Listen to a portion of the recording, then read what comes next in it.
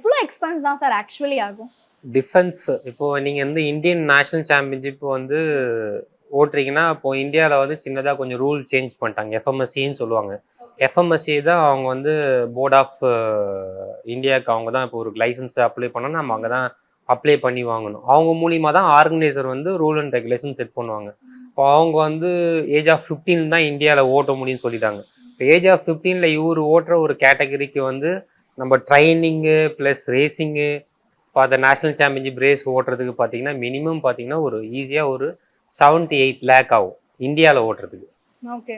நான் சொல்கிறேன் training plus racing சேர்த்தா அவ்வளோ கண்டிப்பாக வரும். அது நம்ம சொல்கிற பட்ஜெட் பார்த்தீங்கன்னா ரொம்ப டைட்டான பட்ஜெட், ரொம்ப பிளான் பண்ணி ஆமாம் பட்ஜெட்டடாக போகிறதுக்கு. அதே வந்து கொஞ்சம் இன்னும் நல்லா பண்ணணும், இன்னும் நல்லா பண்ண முடியும். அது வந்து இந்தியாவில் ஓட்டுறதுக்கு. இப்போ இவர் ஓட்டுற ரேசிங் பார்த்தீங்கன்னா இப்போது மலேசியாவில் ஓட்டுறாரு. அந்த ரேசிங் பார்த்தீங்கன்னா பட்ஜெட் பார்த்தீங்கன்னா ஈஸியாக வந்து ஒரு 20 to 25 lakhs வரும் அவருக்கு. ஓகே.